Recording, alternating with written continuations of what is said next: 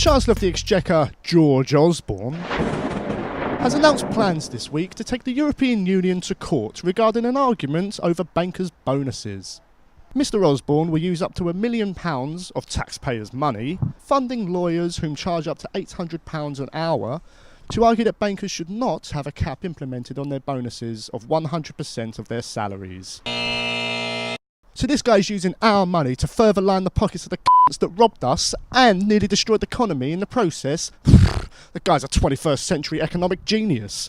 Here's what Mr Osborne had to say. So I'll tell you what I am engaged in a daily contest with the rest of the world so we can make sure that British jobs will be lost and we'll be worse off. And I think Britain put a huge strain on the world economy. That's my personal belief as a politician, but also as the Chancellor. So, Mr Osborne, you admit you enjoy screwing us over.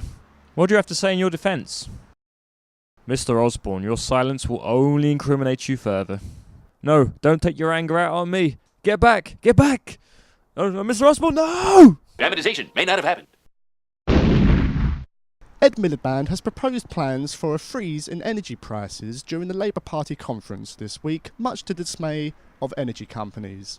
Mr Miliband announced his plans, if he were to win the election in 2015, by saying that energy companies would be split up and face tougher regulation, potentially saving the average household £120. However, some critics have labelled him an economic vandal, following reports that £2 billion was wiped off the value of the big energy companies after his plans were announced. He's not even in power and he's already f***ing up the country's economy. The US federal government has been shut down this week because Congress has failed to negotiate a new budget for the following year, the first time this has happened since 1996.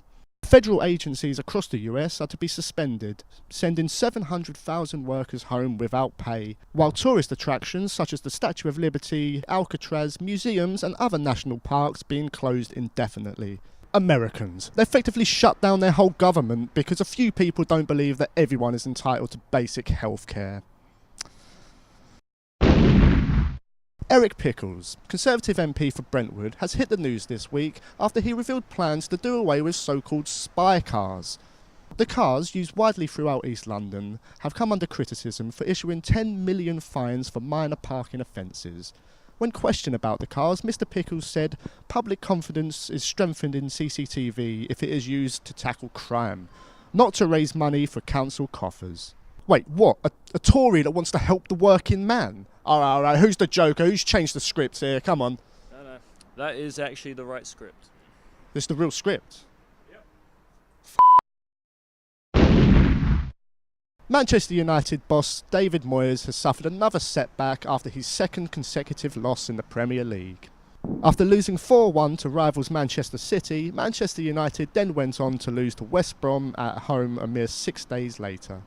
We caught up with Mr Moyes to get his thoughts on his team's lacklustre start to the season. Do you think the United fans will have you tarred and feathered for this poor start to the season? No, not yet, no. Apparently you're a mole sent from Everton to bring down the United club from the inside. Yeah, we're hoping to get things done. I couldn't turn around and say yes, there's something on the horizon, but I'm hoping to get things done.